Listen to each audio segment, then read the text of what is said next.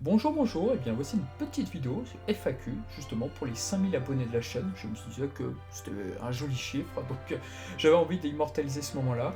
Donc je vais répondre à vos questions. C'est parti.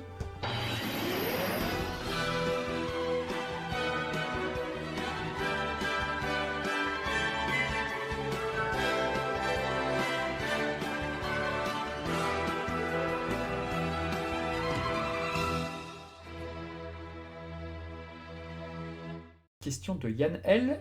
Tu penses quoi de Lost Canvas et de Sancia Omega?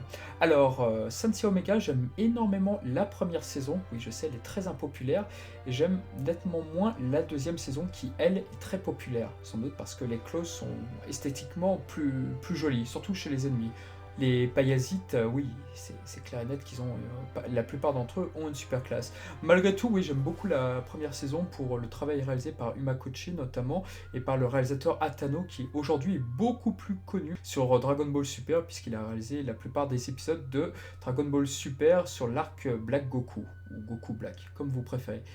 Voilà, donc j'aime plutôt bien en tout cas la première saison principalement et pour moi tous les épisodes réalisés par donc Atano et dont Umakochi a participé sont de véritables pépites à mes yeux. Et l'épisode 51 de Sancia Omega est probablement l'une des dernières choses entre guillemets magnifiques que j'ai vues sur la licence, vraiment. Quant à Lost Canvas, j'aime plutôt. Alors déjà techniquement les OAV elles sont de très bonne qualité. J'ai assez hâte de parler de Lost Canvas sur cette chaîne parce qu'il y a beaucoup de fantasmes en fait sur cette série. Notamment, il y en a qui arrivent à dire que c'est à cause de Kurumada que la série n'a pas continué. Enfin, j'entends pas mal de petits trucs comme ça et ça me gêne un peu. Donc j'ai plutôt hâte de l'aborder. En fait, j'aurais hâte d'aborder Lost Canvas parce que je voudrais vraiment expliquer pourquoi la licence Sancia s'est retrouvée chez TMS et non pas chez la Toei Animation.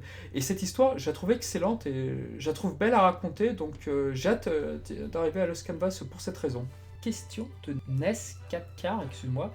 Quel est ton Goonies préféré? Alors oui, effectivement, je ne mets pas que des musiques de Sancia sur mes vidéos. J'ai effectivement mis une musique des Goonies dans ma vidéo à Belle. Je trouvais que ça allait plutôt bien d'ailleurs. Notamment celle où Seiya et Saori ne semblent faire plus qu'un, tant ils sont complices. Doté d'une poésie apaisante, le film semble reprendre. Alors, mon personnage préféré, je dirais que c'est Bagou, parce qu'il me fait vraiment extrêmement rigoler, surtout avec la fameuse scène du tableau. Question de Y Gris, j'ai tendance à croire que Sancia Anime c'est un croisement de talents et que de faire un remake serait très compliqué. Selon toi, qui verrais-tu au staff pour faire un reboot actuel de la série? Qu'est-ce que tu changerais dans ce reboot? Est-ce que les masques des femmes chevaliers ne pourraient pas être contournés? Question bonus, peut-être dans la même question que les précédentes, mais si on aime les musiques de Seiji Okoyama, quel autre compositeur conseillerais-tu? Bien, pour moi déjà, au niveau remake, j'aurais bien voulu un remake justement avec le staff, ou du moins une sorte de dream team du staff de Sancia Omega la saison 1. Tout du moins par rapport à Umakochi. Je trouve qu'Umakochi est le digne remplaçant de Nshin Goraki. Je trouve qu'il a un design, un crayon, mais magnifique. Bref, après, dans Sancia Omega, c'est difficile de le reconnaître dans le sens où ils ont volontairement allégé les détails des armures pour permettre une meilleure animation, ce qui fait que beaucoup de personnes ont généralement détesté Sancia Omega parce que le look des armures était moins chevaleresque, et je le comprends totalement. Donc j'aime beaucoup Imakochi, je trouve que Atano aussi, qui est un disciple de Yamauchi, je trouve en termes de poésie, il m'émue pas mal et je trouve brillant. Donc, s'il devait avoir un nouveau réalisateur de Sancia, je dirais à Tano Nagamine, le réalisateur du dernier film de Dragon Ball, Dragon Ball Super Broly, qui avait réalisé quelques épisodes de Sancia Hades, notamment l'épisode 12, si je ne dis pas de bêtises. Je trouve qu'il était. Et l'épisode 3 surtout de Hades, l'épisode où Radamante tue Aphrodite et Deathmask. Je trouve que ce réalisateur est exceptionnel également. Donc le revoir dans Saint ça serait superbe. Pour un remake, oui, l'idée est vachement séduisante. Oui, il y aurait plein de personnes comme moi qui seraient très intéressées. D'autant que ça permettrait d'uniformiser justement la série Saint-Sia, les 28 volumes. Parce qu'aujourd'hui, quand tu passes à Hades, à la série d'origine, oui, effectivement, ça n'a pas été fait à la même époque. Ce que je garderais, déjà, l'affrontement Shaka versus Iki qui est absent et qui est sur Netflix, même si c'est un peu de manière détournée, oui, il y a des choses que je rajouterais, et peut-être qu'on pourrait peut-être enfin mettre dans un reboot les premières armures de Pégase et de Shiryu Shun Yoga, celles qu'on voit dans le manga par exemple, qui ne sont pas très commerciales, effectivement. Donc ça pourrait être intéressant, effectivement, un remake. Et est-ce que ça plairait à la nouvelle génération? Ça, je ne sais pas. Je ne sais pas.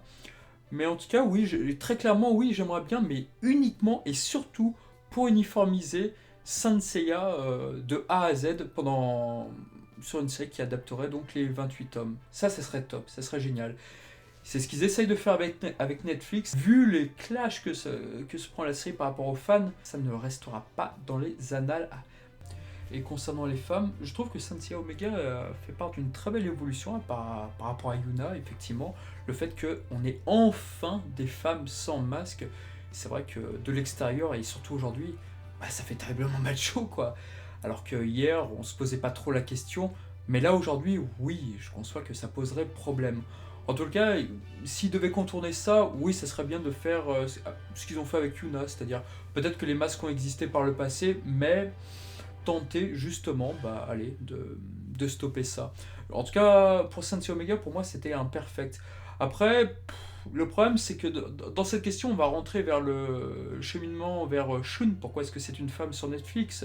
Parce que depuis Lost Canvas, avec Sensei Omega ensuite, on met toujours une femme dans le groupe de héros, ce qui est pas plus mal. Moi, je trouve ça bien, je trouve que c'est une bonne idée. Au niveau musique, alors, je trouve que Toshihiko Sahashi, dans Sensei Omega, je trouve qu'il a pondu quand même quelques bonnes musiques. Je suis plutôt fan de ses musiques. J'aime bien aussi Kaoru Wada, mais dans Lost Canvas. Mais alors lui, il fait pas l'unanimité sur les forums. Je vois qu'il est même assez contesté parce que il a qu'un seul registre et il y a beaucoup de personnes puristes qui critiquent beaucoup Kaoru Wada. Moi, j'aime bien personnellement, mais je comprends aussi ce qu'on peut lui reprocher. En tout cas, Toshihiko Sahashi, pour l'instant, j'aime plutôt bien. Je suis un peu navré qu'il ait eu qu'il ait eu un budget alloué à moindre, visiblement sur Soul of Gold, mais en tout cas, il fait quand même un bon taf sur la licence Sanseiya. Et sinon, mon souhait en termes de musique, déjà, je recommande Killer Washtec pour les fans du Roi l'Oiseau. Si vous aimez Seiji Okoyama, si vous aimez le violon, je pense que voilà, le compositeur du Roi l'Oiseau, ça ne peut que vous émerveiller. Et je pense que je vais quand même mettre de plus en plus de quelques-unes de ces musiques dans mes vidéos d'ailleurs, j'en ai bien envie. Et mon souhait, c'est absolument impossible, mais je dirais Masamichi Amano, qui est le compositeur de Giant Robot et de Battle Royale. Je trouve que c'est un excellent compositeur et c'est l'un de ceux qui m'émerveille le plus. Donc voilà, mais bon, jamais il y arrivera sur Cynthia, c'est obligé, c'est impossible. Mais voilà, bon, c'est un petit rêve. Alors, question numéro 4 de Sébastien Joyeux. Quel autre manga, comics, anime lis-tu et regardes-tu? Oh là là là là, quelle question! Alors, 3, 2, 1, hop! Alors, en manga, Eishil 21, mon manga de sport préféré, même si en ce moment je découvre Slam Dunk, sous le silence, j'ai été passé à côté de Slam Dunk depuis des années, là j'achète le manga maintenant qu'il est réédité, et j'adore également. Mais bon, Eishil 21, j'ai d'énormes souvenirs, donc pour moi c'est vraiment une grande référence. Je suis pas un grand fan de l'anime, soit dit en passant d'ailleurs, je suis vraiment team manga. En shoujo, j'adore par exemple Tokyo Babylon, un manga de Clamp des années 90 qui m'a beaucoup plu, qui m'a fait ouvrir les yeux sur pas mal de choses d'ailleurs. En shonen, évidemment, Dragon Ball, c'est un classique. D'ailleurs, petite pub, mais je participe au Dragon Ball Cast, des podcasts uniquement dédiés à Dragon Ball, si ça vous intéresse. Ensuite, en autre manga, j'adore Hokuto no Ken. Excellent manga, donc c'est un manga qui m'a beaucoup plu. Alors là, pareil, je suis plutôt team manga. L'anime, ouais, je suis beaucoup moins fan. Et j'adore Jusa, le nuage d'ailleurs, dans Hokuto no Ken, qui est mon personnage favori. Berserk, grand manga, surtout les tomes 12 et 13. Je pense que, voilà, on n'a jamais rien fait de mieux depuis les tomes 12 et 13 de Berserk. Même si j'aime beaucoup ce qui se passe en ce moment, je suis également très impatient de savoir qu'est-ce qui va devenir de Rickert. C'est vraiment un sujet qui me passionne énormément dans Berserk actuellement, ainsi que Casca évidemment. Voilà, sinon le manga le plus drôle pour moi, je dirais que c'est Dr. Slump, c'est surtout la première traduction en fait.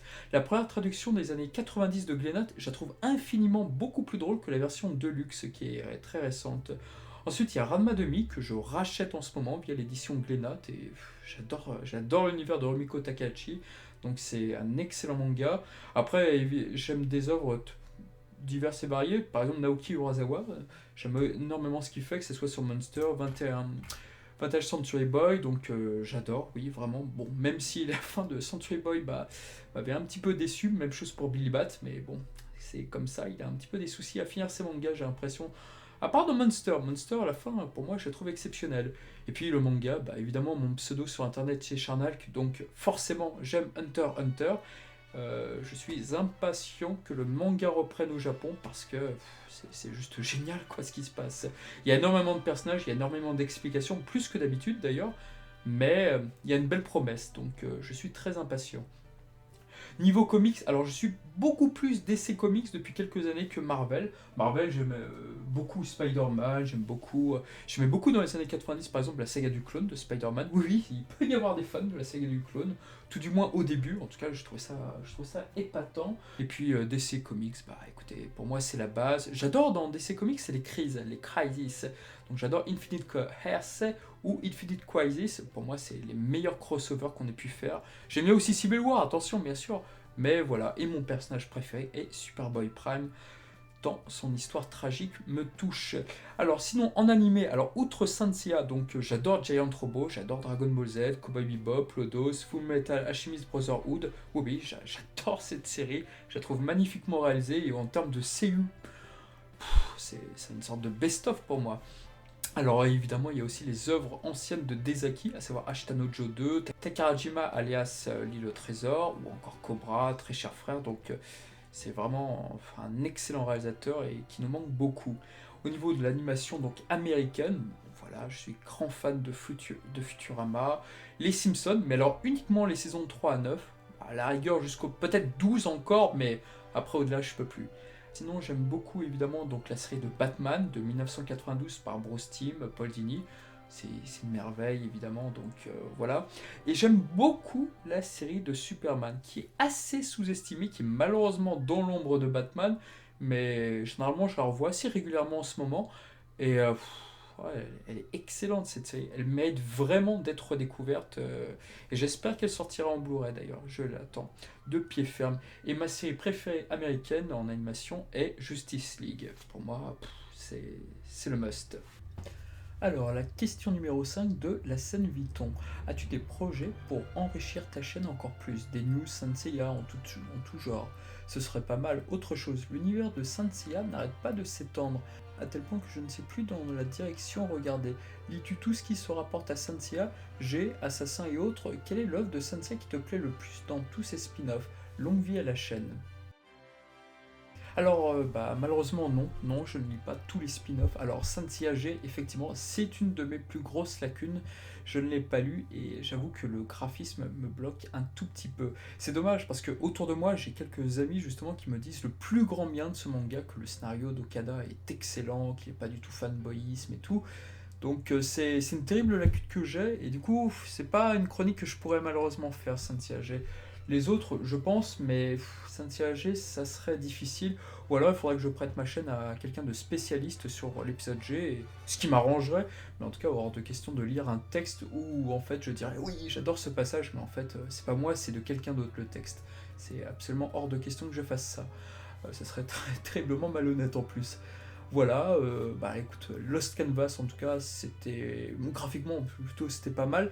Santiago, c'est très, je ne sais pas, j'ai pas été très loin, donc il faudra que je continue un petit peu. Mais voilà, ça m'a pas. En tout cas, ce qui est sûr, c'est que dans tous les spin-offs, j'ai toujours préféré le manga d'origine. Alors, je sais que beaucoup préfèrent Lost Canvas au manga d'origine, ça je le vois chaque jour. Mais non, moi je préfère malgré tout le manga de Kurumada.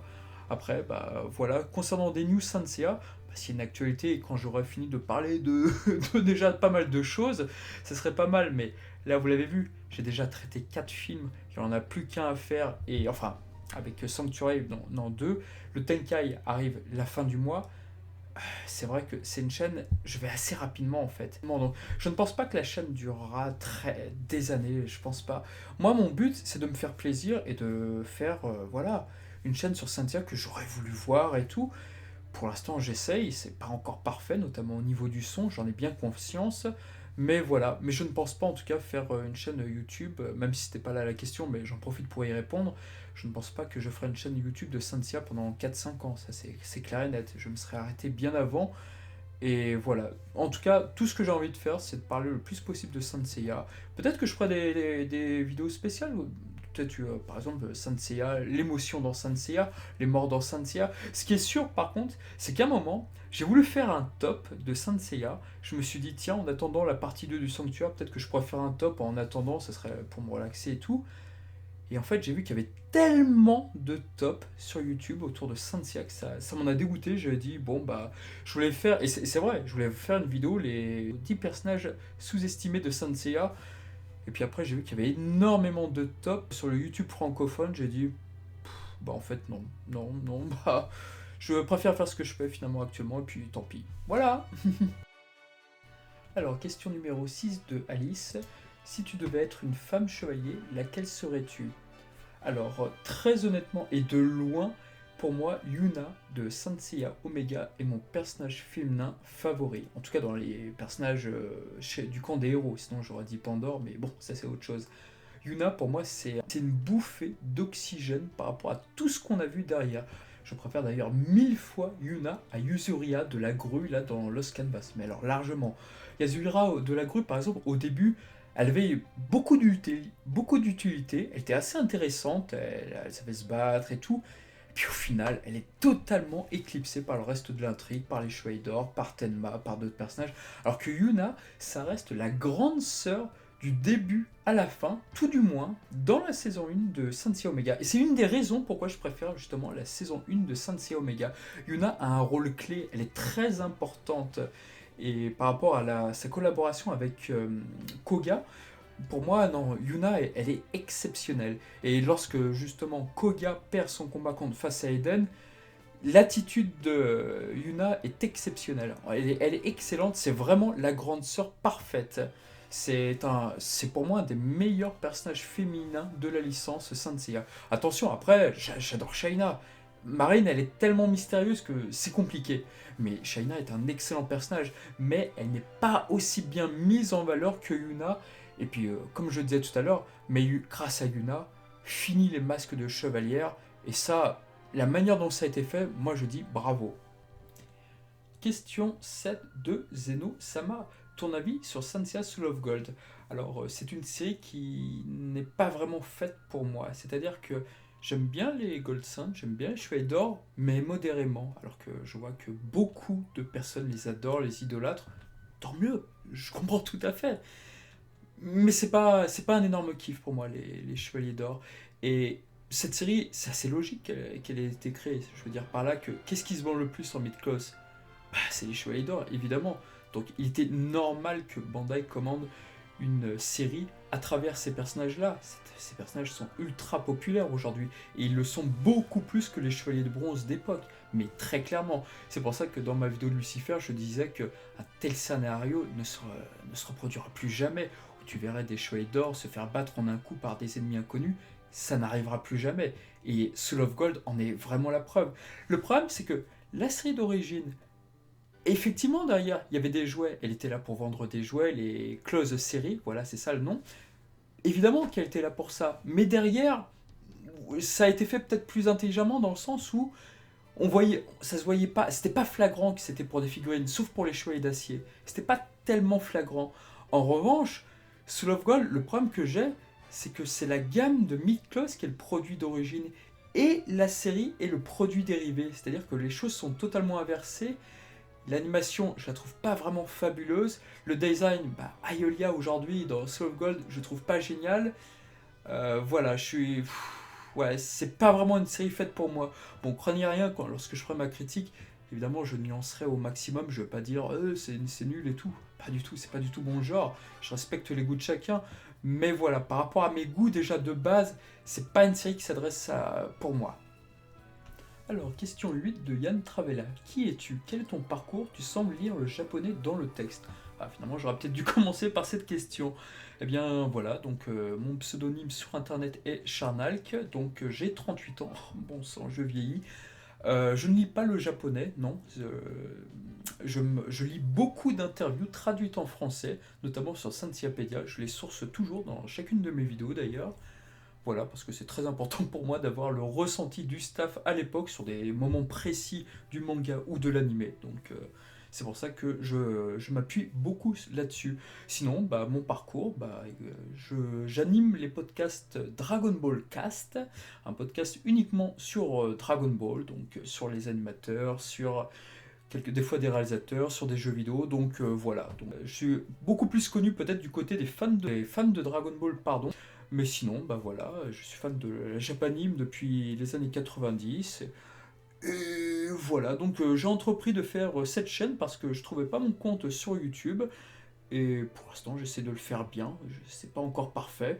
Et il est également important pour moi de dire que si effectivement les 7-8 premières vidéos, j'étais seul à les faire, aujourd'hui derrière, il y a Albec de Maigresse qui relit mes textes, qui les corrige, qui les améliore grandement. Donc un grand merci à lui car il a beaucoup de patience, notamment sur les prononciations. C'est vrai qu'au début je disais Shun, maintenant je dis Shun. Avant je disais Masami Kurumada, maintenant je dis Masami Kurumada. Donc voilà, je m'améliore en prononciation. Il faut dire que voilà, j'étais pas tip top et c'est encore très imparfait, j'entends bien, mais je tends à m'améliorer. J'essaye à mon rythme en tous les cas. Et très important également, je connais beaucoup de personnes qui s'y connaissent bien mieux que moi sur Saint-Sia, ce sont en quelque sorte mes maîtres. Sur Twitter, vous pouvez voir, il y a Ludovic Gottini qui est pour moi une source incroyable sur Saint-Sia. Je pense que son site dans les années 2000, Burning Blood, m'a beaucoup marqué et m'a beaucoup inspiré aussi, notamment sur quelques textes sur la vidéo d'Abel notamment. Voilà, il y a Laïd Seguir, alias le sanctuaire de Prométhée sur Twitter, qui lui aussi est un puits de connaissances sur Saint-Seiya. Et surtout sur Facebook, j'ai quelques amis qui m'aident, notamment sur la vidéo du Tenkai N. Il y a 4 personnes qui sont repassées derrière mon texte et qui m'ont appris pas mal de choses. Donc voilà, je leur en remercie beaucoup.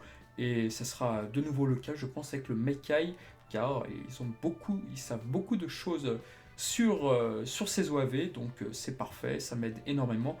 Et je l'en suis éternellement reconnaissant. Alors, question de Shadow Party Figurine.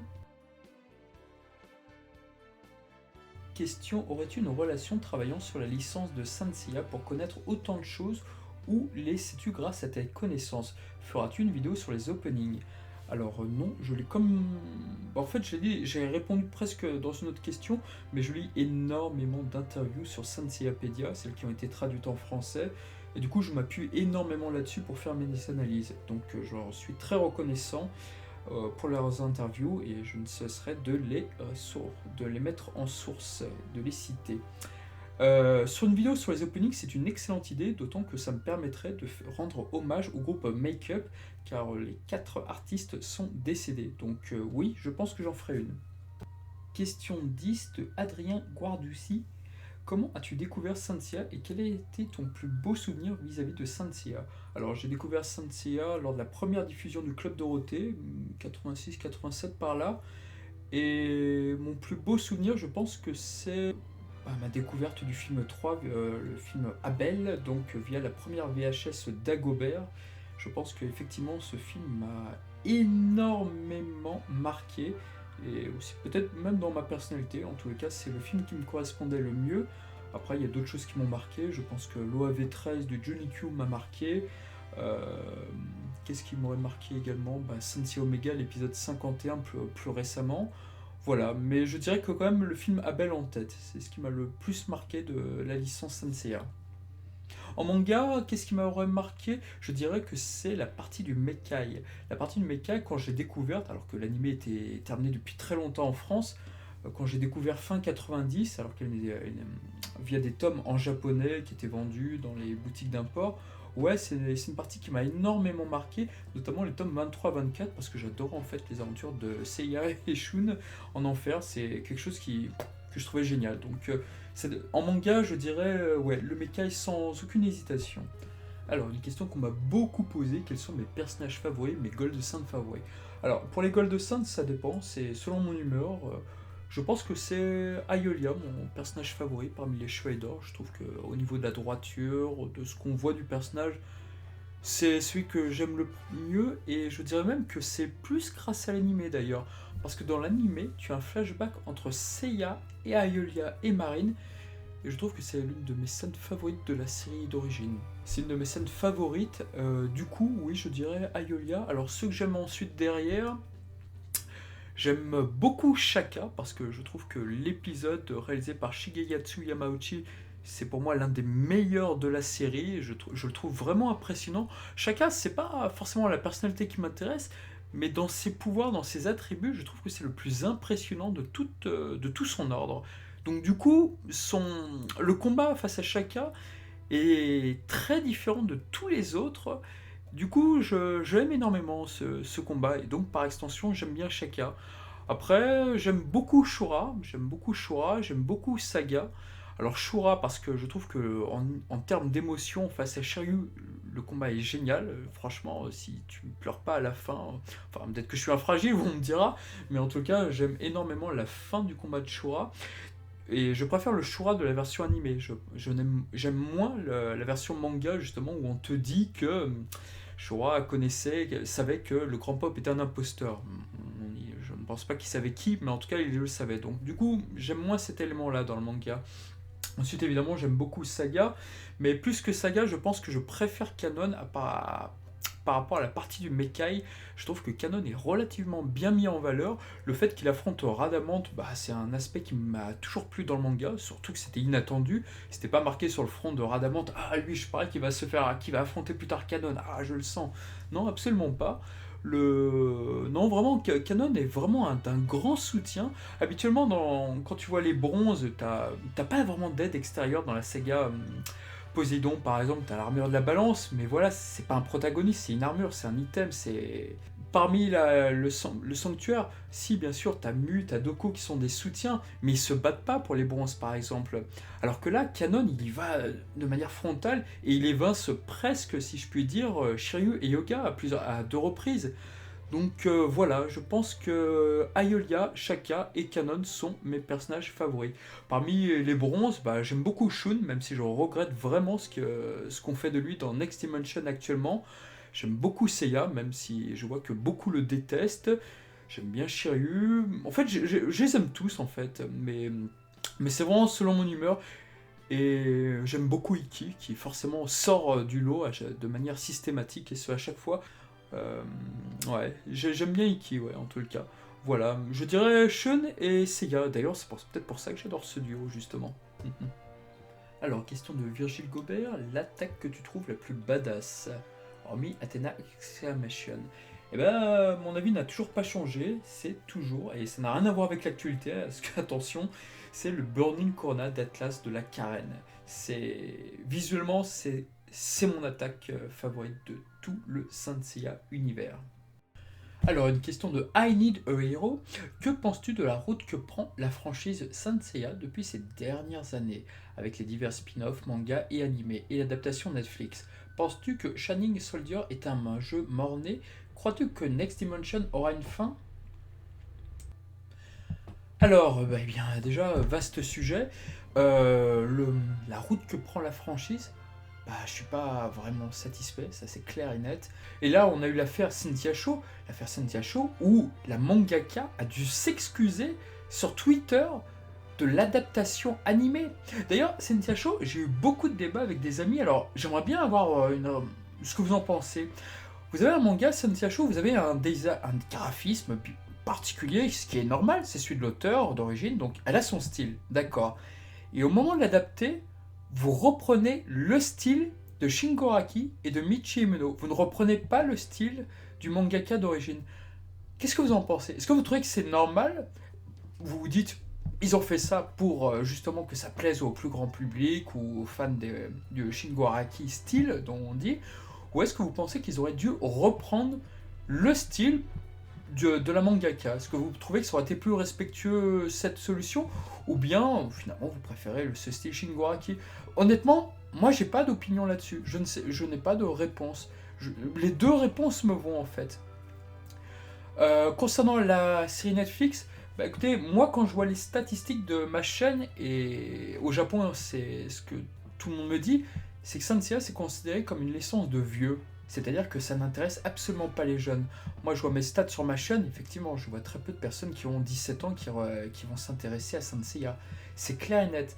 Du coup, je comprends pourquoi ils font un spin-off. Je comprends, aujourd'hui, les jeunes, qu'est-ce qu'ils regardent? Bah, des dessins animés en 3D, enfin des dessins animés, des séries en 3D, en animation. Pourquoi pas? Ça me paraît judicieux, effectivement. La 3D, même si dans mon cœur, ça sera toujours Sanseiya en 2D, ça sera toujours, voilà, le style Shingoraki, parce que voilà, c'est comme ça que j'ai connu Sanseiya et je suis assez attaché à ce style. Mais après, c'est par rapport aux décisions actuelles. Après, il y avait une animatrice sur Twitter qui avait un petit peu râlé, qui avait participé au projet, et apparemment ces décisions n'ont pas été prises en compte, ce qui est un petit peu dommage. Sanseiya Netflix, j'ai regardé la première saison, ça m'a pas vraiment emballé, mais il y avait quelques bonnes idées. Déjà, le fait qu'Ayolia apparaissait tout au début, et que Seika apparaissait également, je trouvais ça plutôt pas mal comme idée. Il y avait aussi quelques petits trucs du manga, par exemple, les cheveux noirs, bah, ils se battent à l'intérieur du mont Fuji, et non pas à l'extérieur comme dans l'animé, donc ça reprenait quelques idées du manga. Après, bon, beaucoup se sont arrêtés avec le chapeau de Seiya, avec le fait qu'il fasse du skateboard. Bon, c'est. Je suis pas convaincu qu'on doit s'arrêter vraiment là-dessus. Je pense que quand même la série a quelques atouts malgré tout, mais c'est pas une série auquel j'ai vraiment eu plaisir à regarder. Je dirais pas que c'est une daube, ou absolument pas, mais je dirais en tout cas que ça m'a pas convaincu, mais je dirais surtout que je ne suis pas le public visé.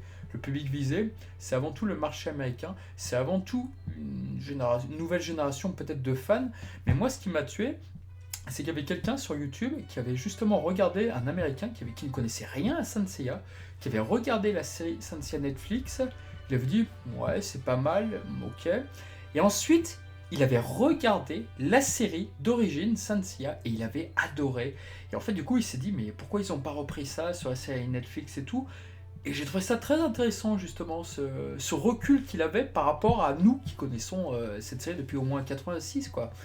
Voilà, quant à Next Dimension, bah on verra, pour moi, les tomes sortent encore régulièrement chez Panini. Je suis pas complètement les tomes au Japon.